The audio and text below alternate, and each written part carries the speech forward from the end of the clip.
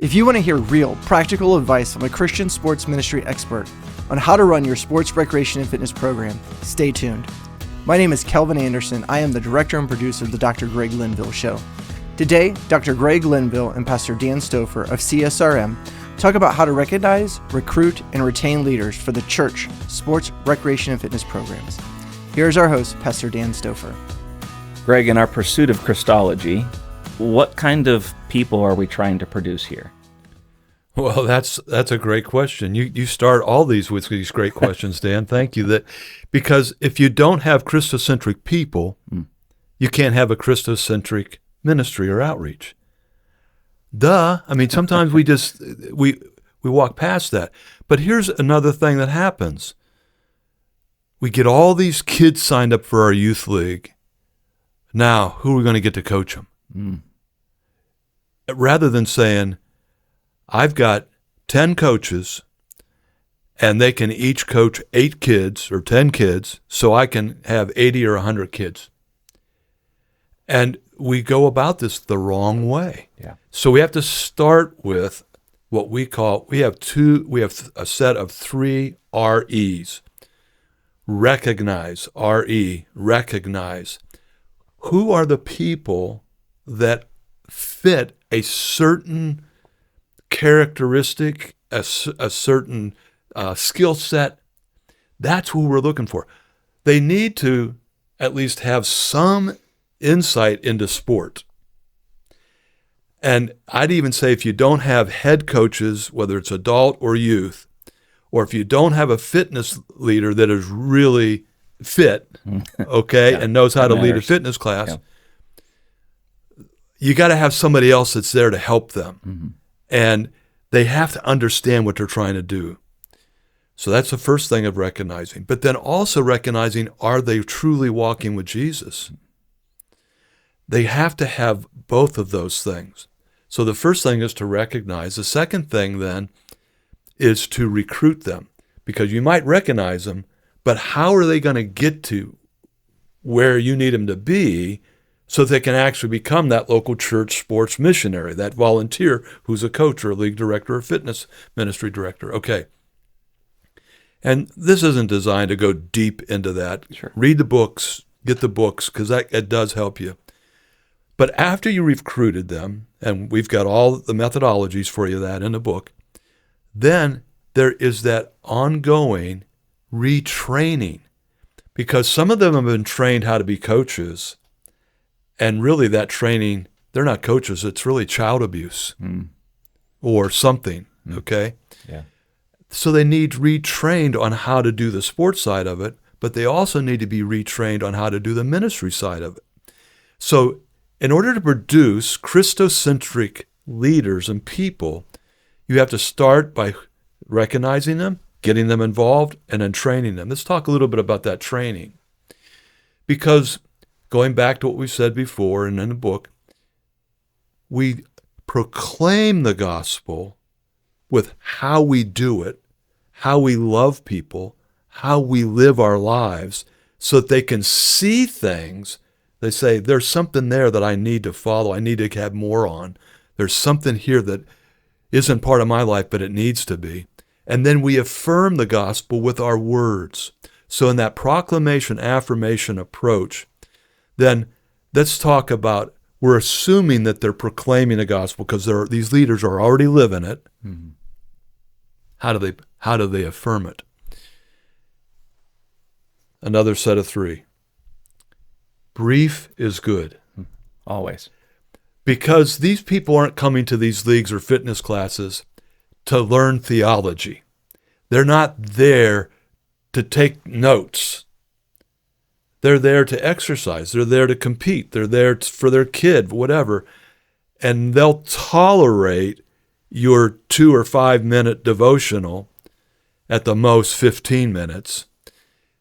But they're there for the other purposes at the initial stages. So being brief is really good.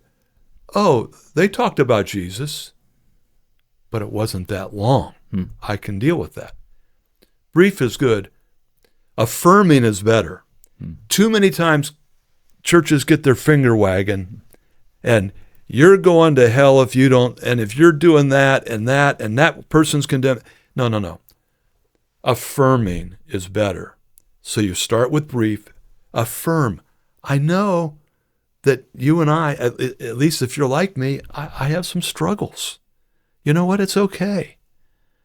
Jesus wants us to come to him as we are. So there's some affirming. And we certainly don't criticize other denominations or even any other religious tradition or a particular president in America or, whoever chairman is now in China. We don't criticize. We stay the high road. Brief is good. Affirming's better. Personal is best. So Dan, personal is, this is what I'm struggling with. So you've got these guys that have sweated and beat on each other on the basketball court or on the soccer pitch or field, or they've worked out together in the fitness. They've done all these things, and now they sit around, and the person who leads this post-game devotional starts to say something like, I really had a problem with profanity and with language. Whoa, everybody's sitting around a room saying, that's me, or yeah, I get that. And I'm embarrassed to tell you this, but I became convicted of this when my 8-year-old son, I heard him saying a particular word, and I said, why would you use that word? Well, Dad, you use it all the time. And I was convicted. And then in my devotions, I'm reading the epistle that the half-brother of Jesus wrote, and he said, the tongue, you can't control it.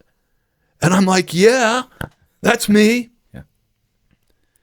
So what we're helping them do is learn how to proclaim this with their life, affirm it with their lips, and now personal is best. And so we say that personal is a testimony. Yeah. And it has 3 steps. The first one is, what's the problem? Profanity, in this case. The second thing is, how did the gospel get communicated to you to make that change? My son told me, I read the epistle. What's the difference? Now, my son and I, we hold each other accountable. Wow. And when I saw this happen, the guy's like in tears because he's saying, my son is now holding me accountable. Yeah. And I'm holding him accountable. Yeah. And as I hear you describe that, and that's a beautiful story and beautiful picture, I think what it tells me is that the sports rec and fitness minister can't cut corners. You have to spend time to be intentional to find the sort of leaders to help the people, carry out that vision. Yeah. And then train them. Yeah. And train them well. Yeah. And lead by example and have a process to make sure you're finding the right people, because Greg, I think you and I both know that if we get the wrong people in position, just because they might have some knowledge, or we need a warm body, let's be honest, if we're running short on people and we got all these kids and how are we ever going to manage all them, there's danger in that. There's real danger, Dan. The book is Christology, the Christology of sports outreach. Yeah. Okay? You can't have it if Jesus isn't central.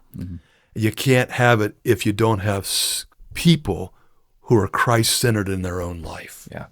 It's the old adage that change lives, right? Yeah. And I think that's extremely... That's a great phrase. Yeah.